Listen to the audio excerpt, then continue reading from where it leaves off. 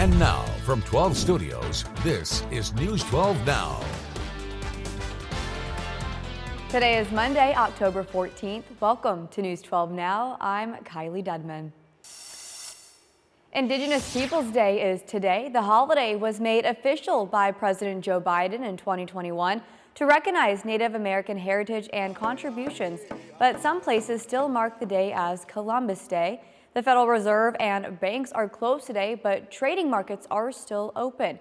There's no U.S. Postal Service store or mail delivery, but FedEx and UPS are open. State government offices are closed, but most retailers such as Walmart and Target are still operating based on local preferences.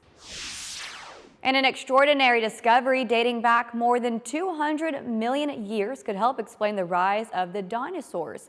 Scientists in Brazil announced they found one of the world's oldest fossils believed to belong to an ancient reptile dating back some 237 million years.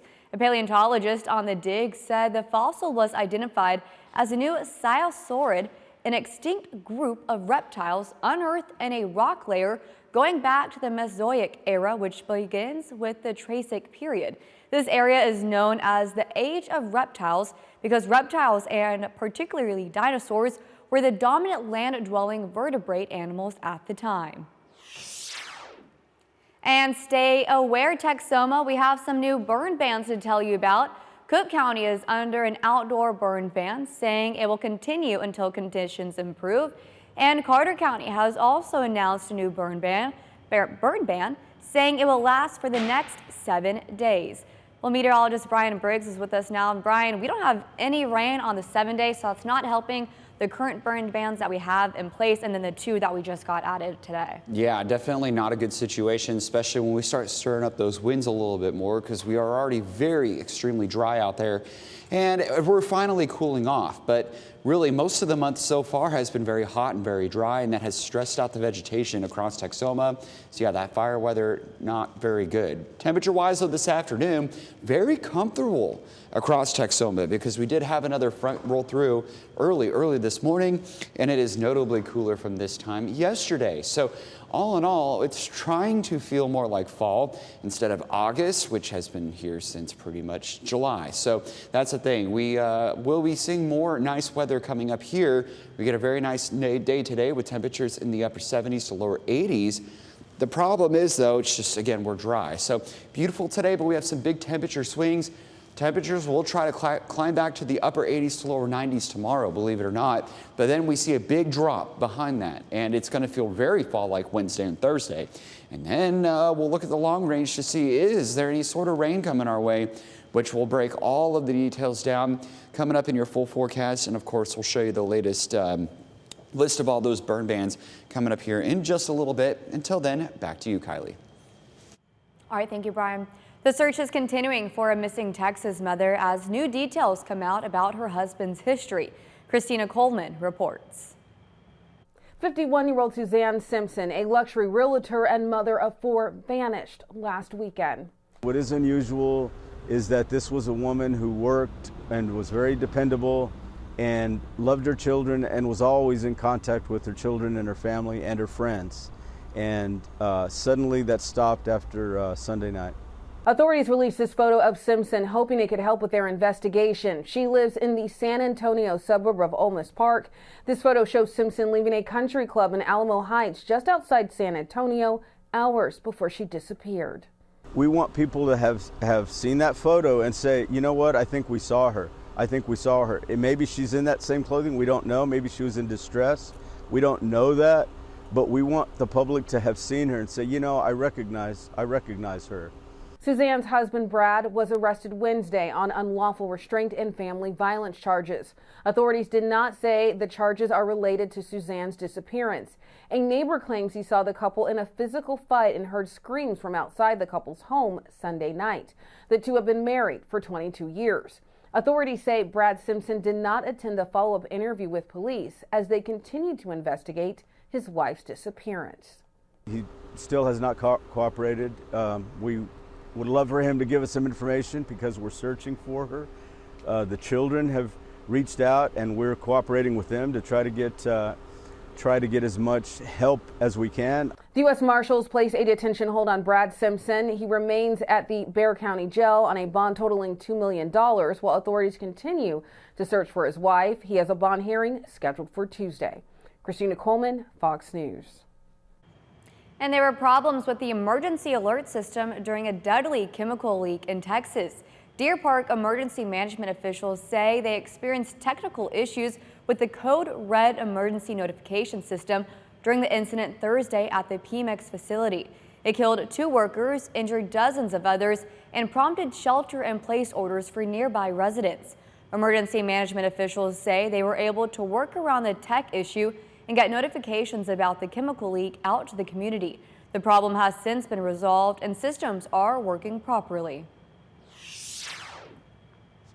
New details have come out in the midst of the TikTok lawsuit. Tools to limit screen time on TikTok apparently serve little purpose. That's according to mistakenly released unredacted documents regarding the social media giant. The documents were obtained by Kentucky Public Radio and NRP. They're linked to a major lawsuit against TikTok filed by a bipartisan group of 14 attorney generals. In these documents, TikTok executives reportedly discussed potential dangers for teenage users on the video sharing app. The lawsuit also claims TikTok officials knew the time limit tools reduced daily usage only 1.5 minutes, yet they did nothing about it. And after 2 attempted assassinations and an ongoing threat from Iran, the Trump campaign has ramped up requests for security leading up to the election. They want military aircraft with anti-missile capabilities, transport by military aircraft, and more security measures on the ground at campaign stops. On Friday, President Biden said Trump's request should be granted. Biden said, quote, "I've told the department to give him every single thing he needs as he were a sitting president," end quote. And with just over 3 weeks until Election Day, the race for the White House is tightening. Both national and swing state polls show a razor-thin margin between Vice President Kamala Harris and former President Donald Trump. Doug Luzader has more from Washington on the campaign's closing strategies. Both candidates are converging on Pennsylvania today, one of those critical 7 swing states. And both campaigns are trying to narrowly target specific demographics and issues. Just keep on praying. Not many Sundays left before Election Day, and Vice President Kamala Harris is laser focused on reaching out to black voters. Yet, church, there are some who are not acting in the spirit of community. And I am speaking of those who have been literally not telling the truth, lying. She didn't mention former President Trump by name, but her line of attack was clear, even as Trump may have made inroads with black voters, particularly men. Today, Harris is unveiling what she calls her opportunity agenda for black men, including loans for black entrepreneurs, health initiatives, and legalizing recreational marijuana. Well, I care about fixing problems.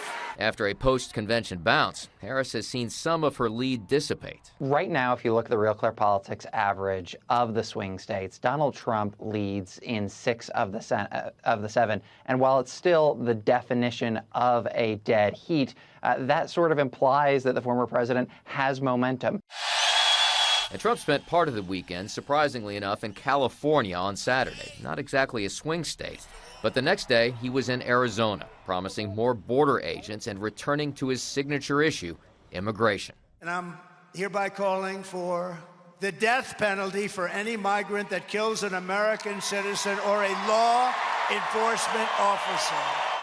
And as for recent polls, Harris does generally retain a small national lead, but within the margin of error. And it's not unusual to see polls tighten in the final weeks of a campaign.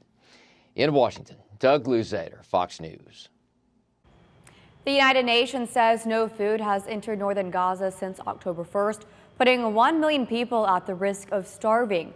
The World Food Program says Israeli military action has forced it to stop distributing food parcels.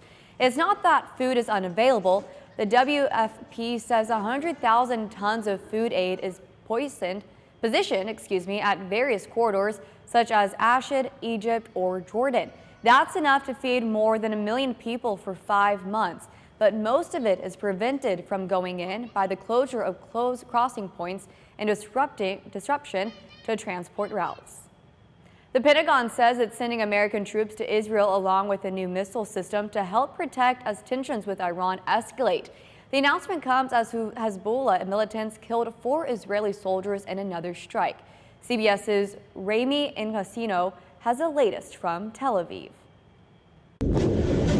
This is one of America's most advanced anti-ballistic missile systems, and a U.S. official tells CBS News around 100 U.S. troops will deploy to Israel to operate it. The terminal, high-altitude area defense system known as THAAD will help bolster Israel's defenses as tensions escalate across the Middle East.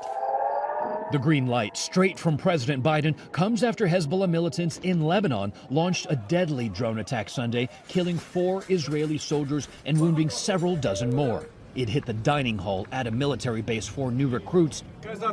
And at the same base on Monday, more threats from the Iran-backed militia. We've just gotten the air raid alert. You can see we're right outside of the Golani Air Base. We're here right now with all of these other Israeli soldiers. We're about 60-65 miles from the border with Lebanon. Hezbollah's attacks are retaliation for Israeli forces pushing into southern Lebanon 2 weeks ago. Israel says it's determined to destroy Hezbollah, so some 70,000 residents can return to their homes in northern Israel. Iran fired nearly 200 missiles into the country earlier this month, and U.S. officials are still tracking a possible military response from Israel. Iran is warning against America's decision to strengthen support for its ally with more defense systems and boots on the ground, the foreign minister saying the U.S. is putting lives of its troops at risk. Rami Inocencio, CBS News, Tel Aviv.